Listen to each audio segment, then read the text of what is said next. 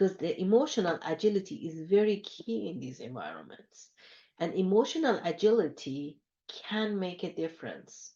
Why do I say that? Because you do not, we all have emotions. We all feel something. And some of us allow ourselves to feel it, some of us do not allow ourselves to feel it. And some of us get stuck in our own feelings. We go to a meeting and we are presenting, and we see that, for example, the VP leaves the room. I bet you that most people will lose track of what they are thinking, because in their mind they start making a story. Why did the VP leave? What did I say? I lost him. I lost his interest. And you lose the rest of the session because you're so focused on that. So emotional agility is being able to recognize, I am feeling nervous or agitated because you left. You're a human. Fine. But can you recuperate and not lose the rest of these other 10 people that are sitting there looking at you? So there, the deadlines and those things, they are a fact, but there are ways of building capacities. Namaste, beautiful souls. I'm Shilpa, and you're tuned into the Omni Mindfulness Podcast, a sanctuary for spiritual entrepreneurs. As a holistic mindfulness coach and social marketing strategist, I'm here to guide you on a transformative journey. On this show, we explore captivating stories and provide practical tools that deepen your connection with your authentic self. Through the personal and professional narratives of remarkable individuals, we expand our consciousness and ignite the spark of possibility. Each season, I curate content that empowers you to create a holistic lifestyle encompassing spirituality, mindfulness, energy awareness, and mindset. Join me as we engage in conversations with experts in their respective fields and share solo casts from yours truly, all aimed at supporting you and relaxing, revitalizing, resetting your body, mind, and spirit. I'm your host and the visionary behind Omni Mindfulness. So what if just one story had the power to shift the trajectory of your life? What if you could become an instrument in helping others realize their true selves? And what if your soul's higher purpose lies in experiencing the joy of Omni Mindfulness? Remember, it's never too late to rewrite your story. When I asked my next guest, Kathy Hadizadeh, what her vision is for the future, she shared, what if the corporate world will embrace the power of human-centered leadership more than ever, especially as AI gets stronger? Kathy is the visionary founder behind Heart Mind Tuning, a prominent coaching and advisory agency with a global reach from its headquarters in Los Angeles. She champions the transformative impact of heart-centered leadership, positivity, and mindfulness practices on the journey of leaderships and executives. Building on a 15-year tenure with corporate world as a tech executive with several Fortune 100 and 500 companies, Kathy has garnered a wealth of knowledge in the corporate dynamics. Her profound understanding of corporate needs and structures, combined with her dedication to reflective and mindfulness practices, has culminated in her trademark Pause to Rise methods that she offers her clients and corporations. So let's jump right in and have a conversation with Kathy.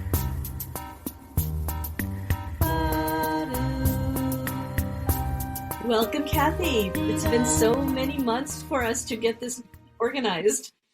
Thank you, Shilpa. It's good to be here finally with you. Oh, absolutely. Before I hit record, we were just having a conversation around the ever-changing technology space. And you were also sharing that you are now doing your own solopreneurship. And I would love to hear about your thoughts on being in that space, but then big picture, mindfulness and leadership. Sure. So yeah, I actually, one of the areas that I focus on in my business is mindful leadership, and what does it entail, and how can one develop more of that mindset, either for themselves or for their teams, or if in a capacity for their organization. Mindful leadership, basically, let's have a definition of it first, which is a style of leadership that involves being present, open minded, and compassionate with others while being mindful of the needs of yourself. So there is an element of self compassion in there as well. That's a good definition. That's a good definition, given that my spiritual approach, and as you were just chatting with me about it, is that having the understanding of self-realization and approaching things and from the perspective that you too are a work in progress. Right, that is more of a developmental approach, if you want to put it, which is realizing that nobody is a finished product. We are always can be evolving, and if there is that notion of moving from the fact that if I get to this point, I'm done and over, to moving into the fact that there is really no done and over. It is an ever going evolution during this lifetime, or maybe beyond, who knows, because maybe our souls evolve too in their own way. But yes, the notion is that this is an ongoing journey. I love that perspective, particularly as you put the lens on leadership, because of my own personal experience, which may not have always been the most enlightened or positive experience, but being someone who's highly sensitive and highly spiritual from a young age, and then being in the realm of corporate environments where it's always been interesting seeing people being in leadership that want to put you in a box and want to put a label, and versus somebody like you, Kathy, who may have had this broader perspective as you engage with different people. Can you share with me those challenges and how you are able to still cohesively work with others who may not have the same leadership style? Well, that's a really good point, because, in order for a human resources professional to be able, or a recruiter to be able to recruit people, they get a job description, and well, they used to look at the resumes. As we were discussing with the AI advances, I don't think any eyeballs look at any resume anymore. It's just a machine that scans for a bunch of keywords, and if you hit those keywords, you will get an interview. If you don't, you will not get an interview. As simple as that. Now, the thing is that can are we reducing humans to those words in their resume, which a professional resume at its best for industry needs to be maximum 2 pages. So what do we do? Do we go and put a lot of keywords in our resumes? That's a reductionist approach. Um, as a matter of fact, I always was thinking there should be a different way of screening candidates.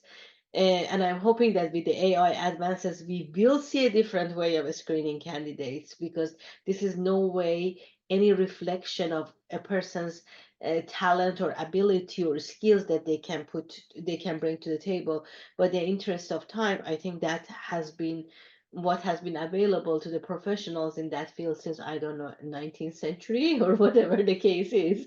But coming back to the fact that how do you navigate that? It is very hard, because when somebody is looking for a job, they are thinking that I have to find somebody with the exact same experience, or somebody that I can be sure that they can exactly do what I'm thinking in my mind, which is honestly, as a person who have hired a lot of people in my own field, that's very simplistic thinking, because it doesn't, if they have done something well, is that the only thing you need, or do you need a person with a broader mind and broader scope and thinking, or do you want somebody who has done the same thing for 20 years?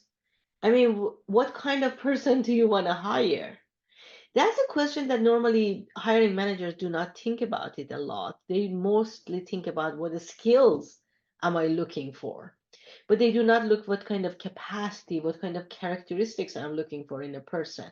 And that's the dimensions of a human being that we miss considering, and we happen to waste our own time and the time of other people, or miss out on the opportunity of bringing some amazing people to our teams. I am curious when you were talking about a broader perspective and understanding Mm. the person that for which you are hiring. How do you identify what those other qualities are? I mean, I certainly can speak to it, but I would love to have your perspective as putting on the lens of mindfulness as well. So there are different ways of evaluating what you are looking for. I'm going to give you an example of something that I recently did with a client, which my client has a very good team. And for when we started working together, the team had some kinks.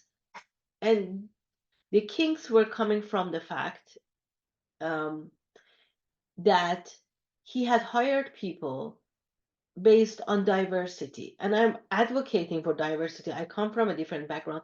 But one thing is that we have to understand diversity by itself cannot always hold what is needed.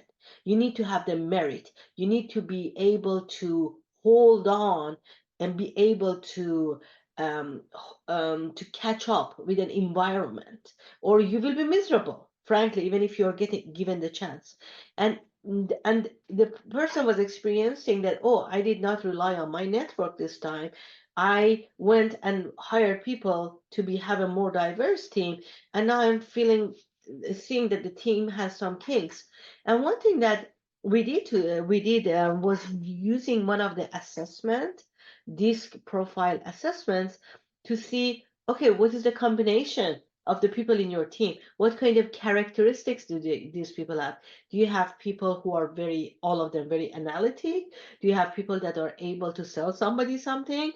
Or is it more of a balanced team, or is it more heavy on one particular aspect? And yes, we found that a particular characteristic is heavier in his team, which is totally fine, considering that I'm talking about an analytical team and I'm talking about a leader in technology. That is totally fine. But it is important, as I learned in my journey of corporate leadership, you need to have a balance. If you have all people that just want to solve problems and nobody wants to talk about how they have solved the problem, you don't have a representative from your team, because everybody just wants to solve problems. So how do we do that? One thing that we did next time that he wanted to hire a talent, we analyzed, okay, what is it that you're heavy on? What is it that you have less of it?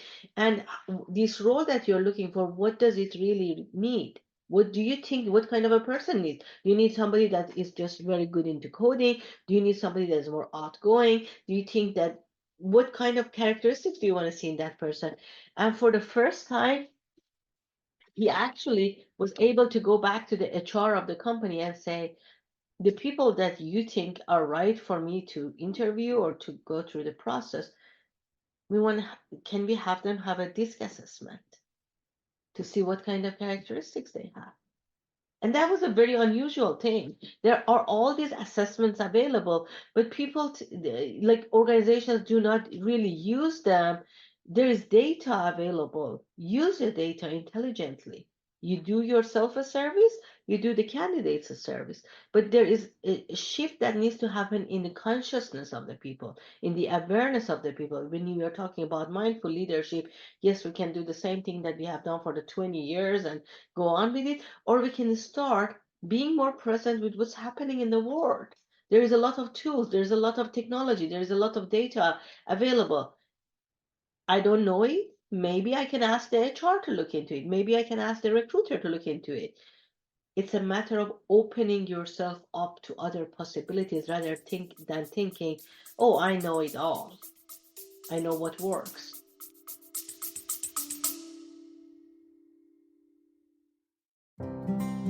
Hey, sweet souls, thanks for listening. I know you are experiencing the desire to transition, find your purpose, and thrive. Maybe you're pivoting from one point in your life to a new part of your career or personal life. You're hoping to experience freedom, but feeling the drain of time, skills, and resources, along with the doubts of worthiness, capacity, and confidence, especially with the given new evolving technologies. I get it. I hear it all the time too. What I've done is put together a special group, a special process, and a special place for you to hang out where we overcome those drains and doubts. I love to talk to you more about this if you're serious about making a change. If you're serious about accomplishing that dream, if you're serious about getting off the couch, getting off of whatever is holding you back, and actually getting somewhere with this thing. If you're serious about becoming a person of power, influence, and hope, and experiencing more emotional freedom, time, and better relationships. If you're serious about getting those dreams, I want to invite you to have a conversation about this. Let's see if this program is right for you and take the next step together. You deserve this. You can do this. Check out the link in the show notes below to reach out. Now back to the show.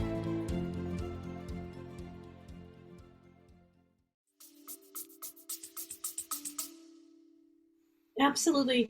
Do you find that under that perspective, that I would call it a growth mindset perspective, is Mm-hmm. something that is even needed not just within, say, HR, which I would imagine that they're more cutting edge because they have to continually help the company find the talents and retain the talents, but within, I would say, the trenches of legacy teams, and Mm-hmm. how do you make that shift in thinking so that, or how do you become influential in that shift in thinking that we need to think beyond the skill sets we have and thinking about expanding how Mm-hmm. we are bringing people in. So there's a balance, or as well as I I I, I don't know the right word for it, but the new energy.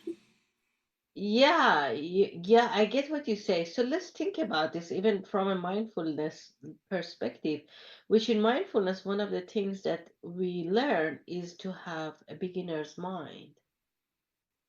And in corporate world, what you are praised for is your expertise.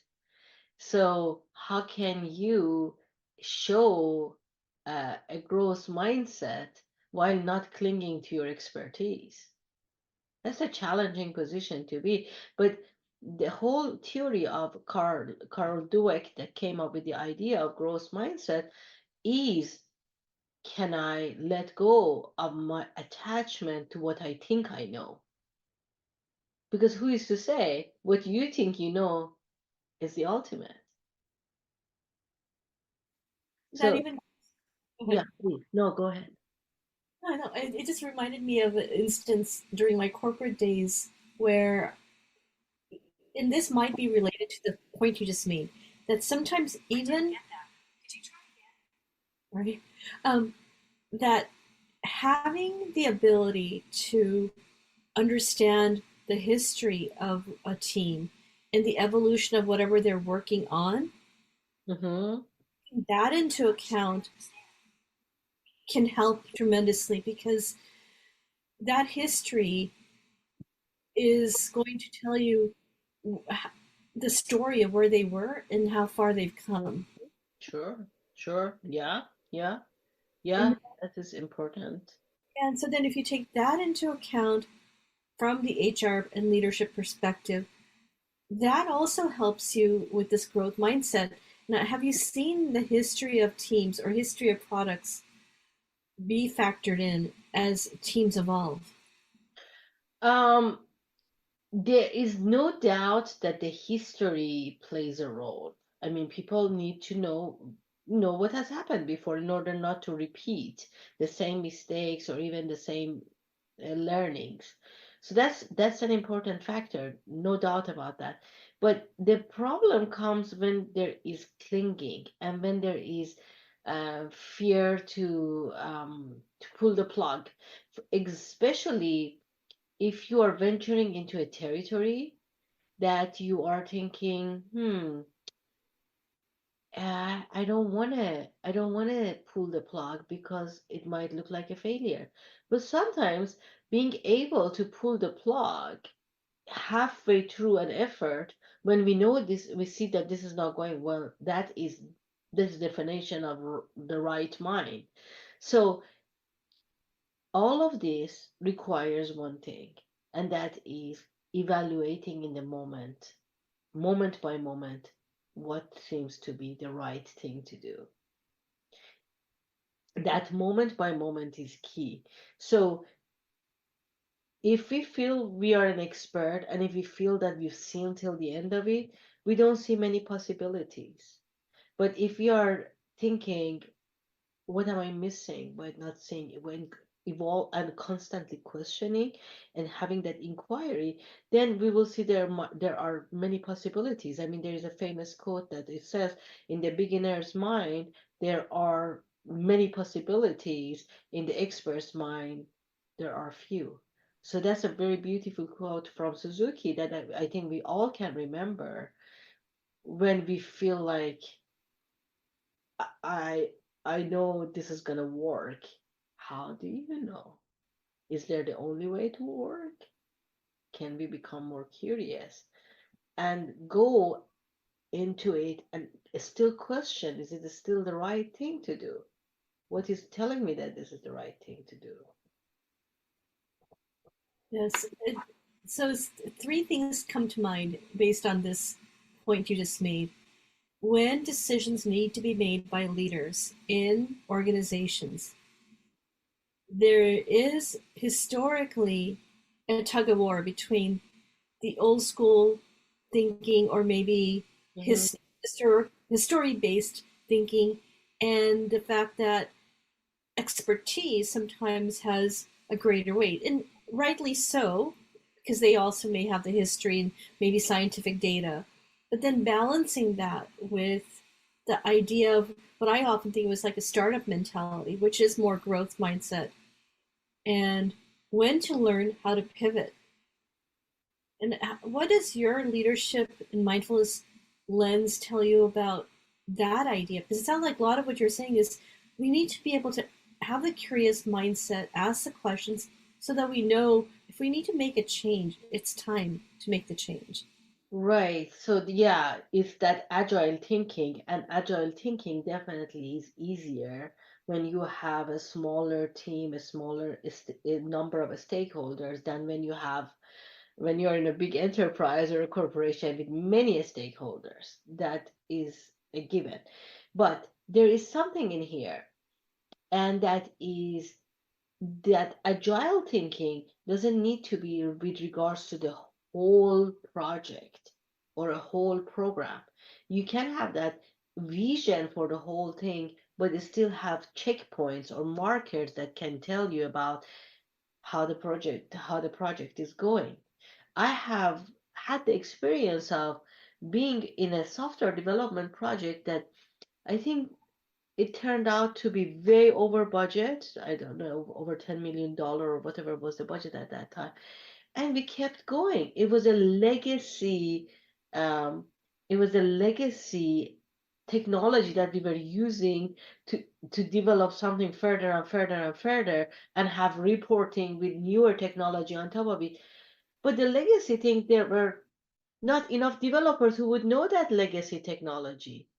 So the moment that we started that project, a lot of the people sitting at that table, they did not like this idea of putting this much money on the development based on a legacy project, considering that there was only one person that really knew that legacy system, legacy technology very well, and she was charging this company an arm and a leg at that time because she was the only person that she knew, and putting all your eggs in one basket. But the CTO of that company was under pressure by the business because the business liked whatever they had been used to forever and a day, and they were pushing him and telling him, we give you the money, go build it. That project went way over budget, but nobody had the guts to go and pull the plug. and everybody was blaming each other. We fired a lot of people along the way, but that didn't change anything because the foundationally there was something wrong. So going back to your thing, uh, yes, agile thinking sometimes can work, but agile thinking needs an environment that nurtures courageous thinking and logical thinking. When you are in an environment that these things are not welcome, you cannot be agile. I mean, a lot of things go out of the window. So some of it goes back to the culture of a company, culture of an organization, culture of a group, even. Because with bigger organization, somebody comes and asks you, okay, what is your experience with DirecTV? Well, I know my experience with IT at DirecTV because that's where I worked. Now, DirecTV is a huge company. I don't know about the marketing. I don't know about the programming. So if I venture to answer that question, that would be a wrong question. It's the metaphor that the Rumi, an elephant, that people wanted. They were examining parts of an elephant in a famous story by Rumi and thinking, what is this? Well, you cannot judge a company and its culture based on one part of this. So there are a lot of nuances that goes before you can say if agile thinking works or not, even in a big organization.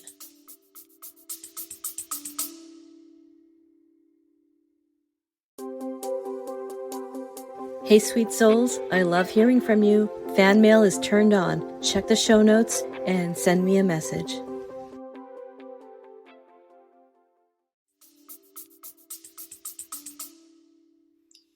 I love that analogy. I've been in, my background is software engineering back Mm-hmm. in development. And multiple times I've been on a project where there's a hodgepodge of stakeholders involved. There are different roles. It can be a test of your true mindfulness and spiritual skills. And like I can write a novel on that. Those You've got somebody holding the tusk of the elephant who says, I am the leader because I've been around for 50 years and I know everything. And they probably do know a lot, but their incentive or motivation may be very different than somebody who's like the agile leader or the project manager or the Right. leadership. Each person has a different incentive. Somebody may have the incentive of, I simply want to retire and not lose my job, which fair as well. But having all of these different incentives and agendas and goals, and then the big picture, which is getting the product to market, Mhm. that can be a test of our true spirituality and mindfulness. And I'd like to hear you tell me, like, how do you survive? Not, thriving would be great, but how do you survive as someone who is spiritual and a leader who's truly in it because they want to see the expansion of these humans for the betterment of whatever it is that they're creating.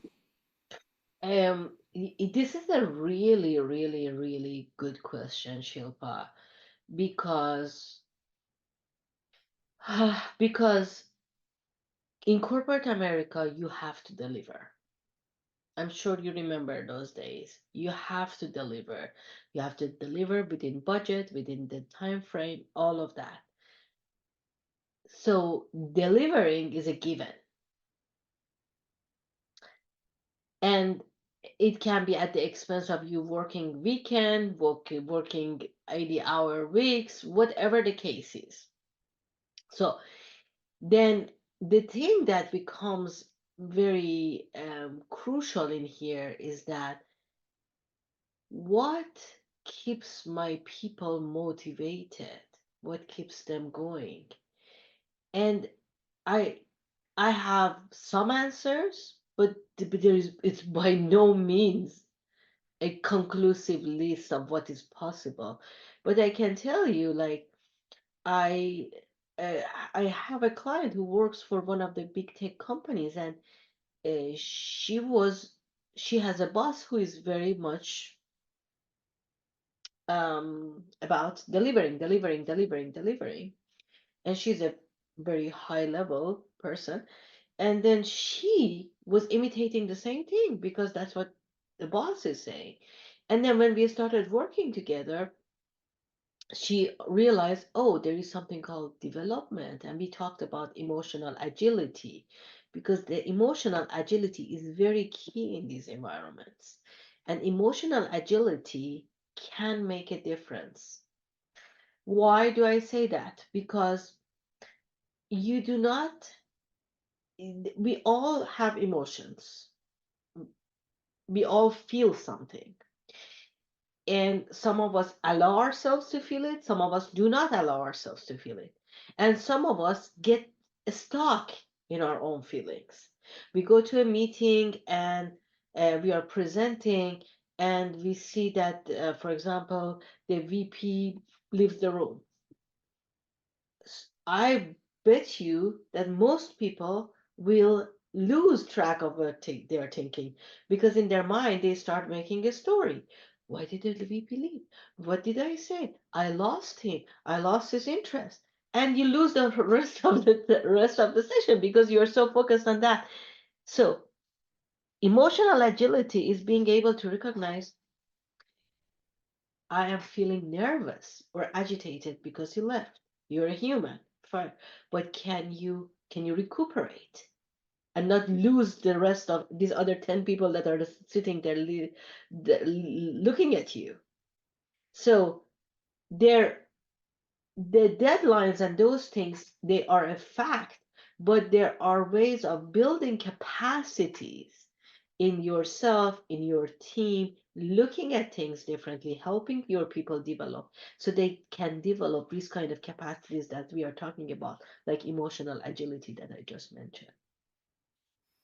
I love the way this conversation is going because we talked just moments ago about the concept of shifting and pivoting and knowing when to do it, and then bringing it up to being more conscious, being more deliberate and intentional in how you are engaging with your peers or Mhm. how you are leading others. Because now that you have that lens, Kathy, in knowing perhaps when somebody has left a room, how that might change the temperament or emotions of those, particularly those who may not be as in tune with their mindfulness. Right. You cannot control people, but you can control yourself. So if you look at the definition of emotional agility, it is the process of accepting your own emotions and using them as information rather than trying to change them.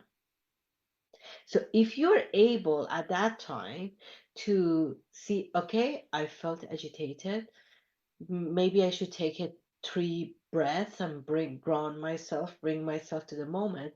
If you are able to ground yourself, the people who are watching you, they will feel that too. So you cannot control other people in the world, but you can control yourself. You can be mindful of your own thoughts and feelings and approaching them in a productive way at the moment. Because, one of the pieces that we live in mindfulness is that you need to learn what you have control over and let go of what you don't have control over. And when we just were talking about the analogy of the elephant, and I mentioned to you that my experience of the elephant in the room and going through those scenarios in the software engineering development cycles is that it was a true test of my spiritual strength or lessons I needed to still learn.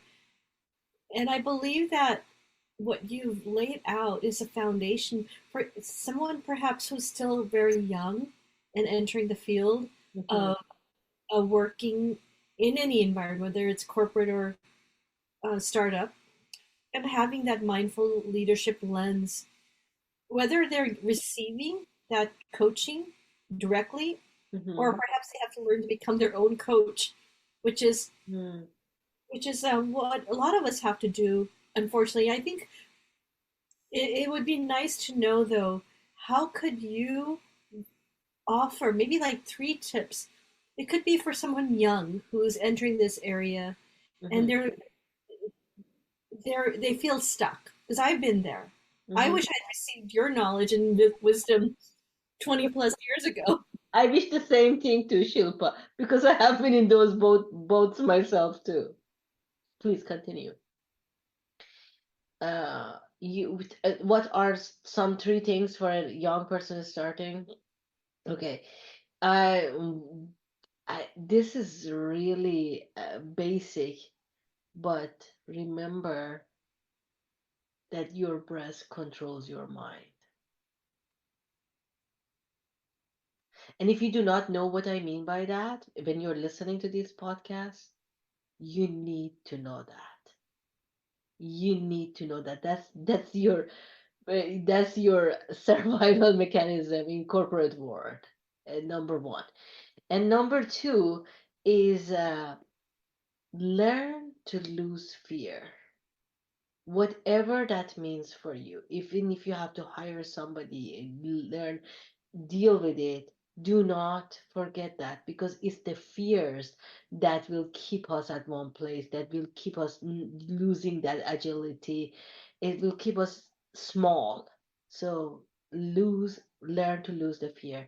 And the third thing that I can think of is that the biggest mistake is not asking questions and asking for help. And that all three, I could not agree more. All of them, like the breath work. Oh my gosh. And it's like, even for someone like myself who was raised in a spiritual environment, understands meditation, I have made complete ignorant statements like, well, it's so easy, it's right there. It's sometimes not, especially when our ego comes in the way. And number two, the fear. Now, my guru's guru, I'm sure you've heard this quote, but fear nothing but fear itself. Hmm. Again, if I had had that coach in my ear growing up in the corporate space, how many choices and decisions have maybe Kathy you made? I can certainly attest to it that either consciously or unconsciously, the fear is driving your performance, which is unfortunate because then you may not be shining the way you deserve. Yeah, will keep yourself small. That's Now, what it is. what was the third point you made? I had something to add to that. Oh, the third point was, oh gosh, um, don't ever forget to ask for help or ask questions. Okay, that is interesting as well because I now that I work for myself, I'm still constantly learning. Constantly. I'm taking classes and Mm. improving skill sets. And I was in a situation the other day where I was the one, as usual, asking. And I went to my husband right afterwards and I said, you know what? In this little cohort I'm in, it turns out it was good that I asked those questions because everyone else had the same questions. And had I let fear overcome me, I would not have gotten the answers I needed because other people were not asking only because of fear. Right, right, right. Fear, thinking, oh, they will think that I don't know, or thinking that if I ask for help, I'm weak. I mean, especially asking for help is a big deal. People think that they have to solve everything themselves. And, and that will just waste your time and energy. Absolutely. Now, Kathy, we brought the conversation around the three tips for perhaps someone who is still green or young or new to any particular domain. It could be professional life or coaching or startup. It could even apply to your personal life. But Hmm. now the other end of the spectrum, I know of people who are perhaps in their second act or their Yeah, third act, yeah, right? yeah. And transitioning or pivoting, and they still have life in them. Their minds are sharp, Hmm. but maybe they either willingly, consciously shifted or Hmm. pivoted, or they were forced into retirement or doing something that they may not be ready, or they're scared to ask, what if? What can I do? Hmm. Any leadership mindfulness tip you have for that person in that stage of life? Yeah, that's really a tough one, especially because of our society. Our society is not very accepting of the fact that aging is a normal human process. We do everything to not look older or our age even. So that is definitely a hard one. One thing that I have noticed that could be beneficial is two things. If you are at the top of your game, if your path is that you're at the top of your game, and mm, you're thinking, what else can I be striving for? You need to start looking for the legacy. What is the legacy I want to leave? Because you are at the top of your game and there's a lot in you. You can design a legacy, and that's something that I do with some of my clients. And for example, a person that is 50 something years old and they are planning to work for another 4 or 5 years. How do I leave a legacy when you're at the top of your game? Now, there is another piece that you are done with corporate work. You're not done with working, but you're done with the corporate work. Mhm. You are thinking, what else is in life besides the corporate America? that is a that is then at that time, then it is when you start looking into purpose, meaning, and values. And then you during that journey, somehow magically you will figure out, oh, this is what I want to do to satisfy and fulfill my soul at this point in my life, which couldn't have been possible maybe when they were in their 20s. Now, there is another piece to this, which is you have to work. Financial need, health care, the real reality of the board. You have to work, and you feel like you are not enjoying this anymore, or you're not accepted as before. And then this is become a very hard position. What I would suggest, and I have not worked with anybody in that capacity, so I don't have a lot of experience in that. Most of the people I work with are in the categories 1 and 2. What I would suggest to look into is that what other thing besides this work can satisfy your soul at this time. And it can be very simple things. It can be serving on the board as a volunteer on the board of a non-profit organization. You will give them 2 3 hours of your time, maybe a month, maybe in 3 months, but you will feel like there are people who value me, because part of that is that you're not being valued for who you are, and that can be a very constant mental battle for a person, which is um very hard. I also believe this is a little bit of a tangent, but you may have seen this, is that at least in the United States, I cannot completely speak to other countries, but at least in the United States, I feel like the notion of aging and wisdom are not given the level of respect, because I come from a generation where and it's Indian culture, but you you respect the elders and you do give them some credibility of what they know. So it's not just about the new and the cutting edge. It's about the fact that at the end of the day, 100, 200 years is not enough to shift human patterns of behavior.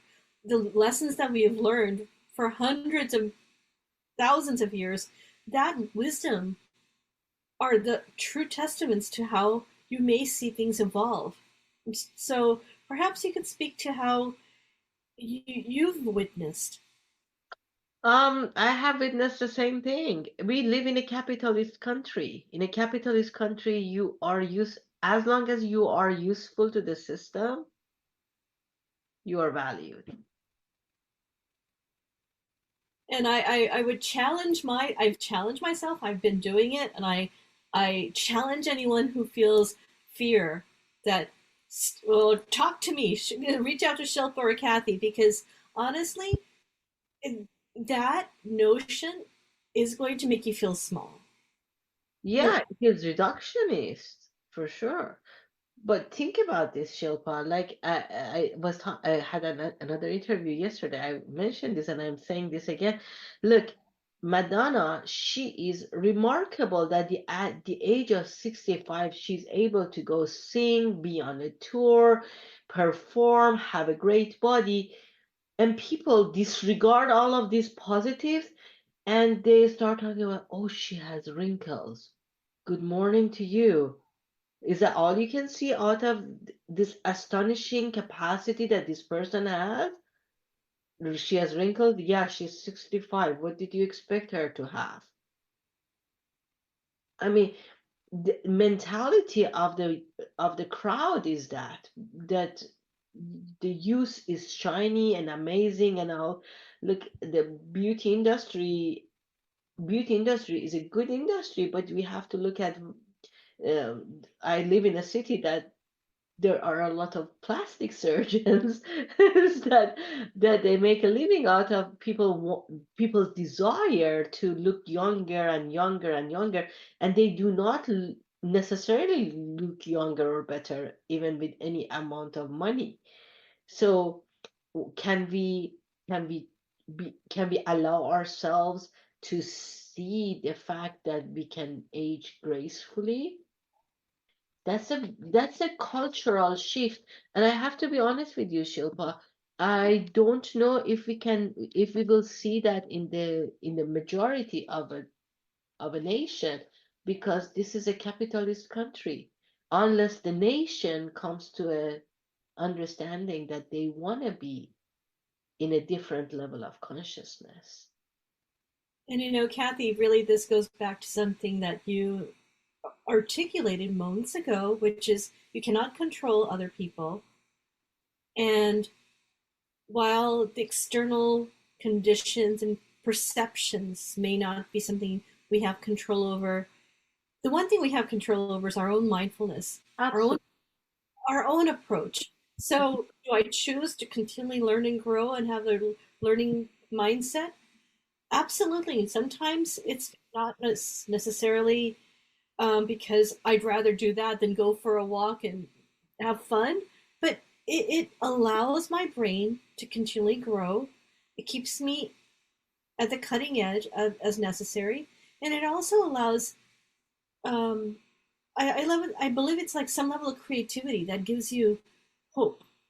Mm-hmm. Mm-hmm. Mm-hmm. Yeah. It gives, yeah, creativity feeds your soul. So whatever feeds one's soul gives them that feeling of use and feeling of rejuvenation. That's why innovation is so appealing. Um, and each of us can define it differently for ourselves. Look, you, even the old age, yes, I can teach my kids to learn to respect their grandparents for who they are, what they can offer them. And they can offer them all the stories. They cannot offer them advice on AI, right? So, or on Instagram or these things. They can tell them stories of their experiences. What I can teach them is that put your phone aside, be present, listen, be with them. That's all I can teach them, to be able to honor aging. Each of us can look into what is it that I can do if I choose that philosophy. That's a choice. Do I want to honor aging, or do I am I repelled by the fact that a person's skin is wrinkled? This is something that everybody in their own heart needs to sit with and make their own decision. Yes, yes, absolutely. And this is why I'm so glad I spoke to you about leadership and mindfulness, because you are coming at it from an inside out perspective. And I believe that there's a shift that can occur. And again, it starts from the inside, but knowing that each of us has something so special in us. Mm. True, true. Each of us has something special in ourselves. That's the beauty of the creation. I mean, um, I think that's the beauty of whoever has created this system, that no two of us will have the same experience in our lifetime ever. And each of us also has infinite possibilities, agnostic to our external age. Yeah, absolutely. I'm 100% with you. You see that a lot of people say that age is based on your thinking, and maybe there is some truth in there. But we have to understand, this is interesting. The physical body has its own limitations because the physical body ages. And the physical, while we might have a youthful soul, does the body still hold on in par? And that is one of the things that the biology and the AI is going to change. To what extent we shall see, but that is something that is changing. That is something that transformative technology is changing it. We are becoming more aware and more powerful in how we can take care of ourselves if we choose to do so, and if we have the means, of course. Yeah, absolutely. And maybe I'll have you back just to go deeper on that because there's so much more evidence on meditation and how new neural pathways are created. Just imagine when we talk about aging of the brain and Mm-hmm. how that affects our perception of how we can send signals to our body and behave and perform. But if we are shifting through mindfulness and meditation, new neural pathways, that can generate your capacity to live longer and be more alert and be more present. Yes, there can be things that can be used. There is data, there is evidence. I mean, um it is not all scientific evidence per se, because the literature on this is very limited, because it is very hard to do research on mindfulness. You need a control group, and how big can that control group be? So most of the studies are very samples, a small sample size, and a small sample size, it scientifically you cannot deduce it to a large sample size.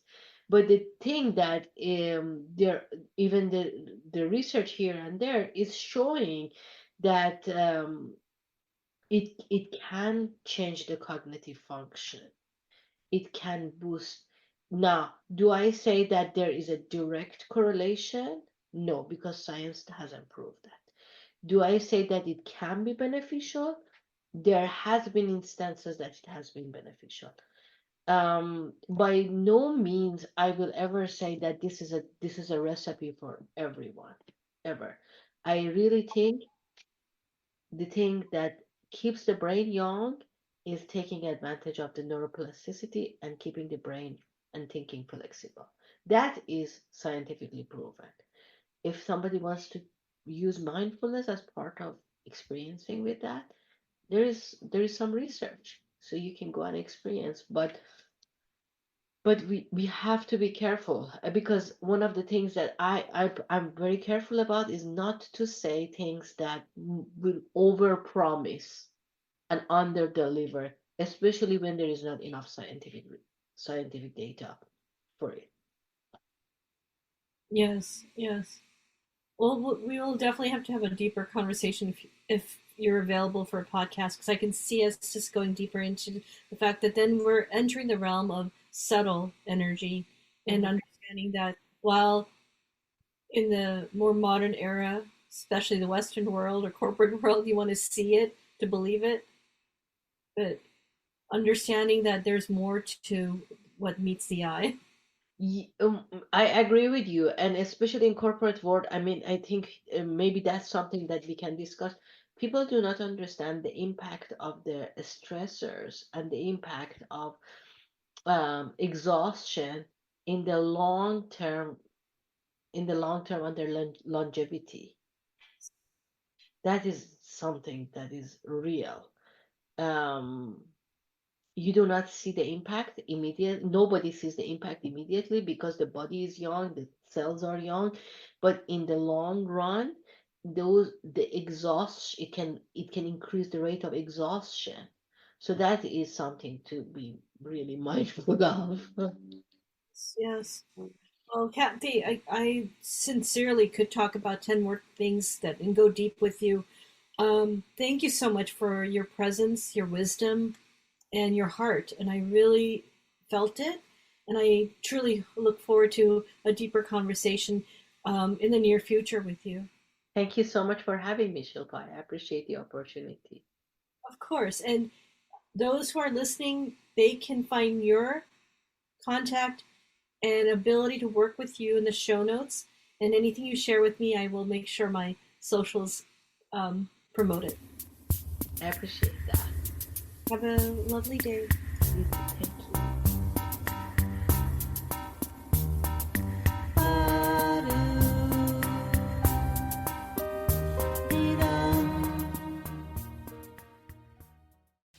Thanks for tuning in, sweet soul. If you've enjoyed this episode, I would be so grateful for your kind review on Apple Podcast. Simply click on the link in the show notes to leave your lovely feedback and uplift our spirits. Your support means the world to me and helps our show thrive. So please show me your love and continue to practice Omni Mindfulness.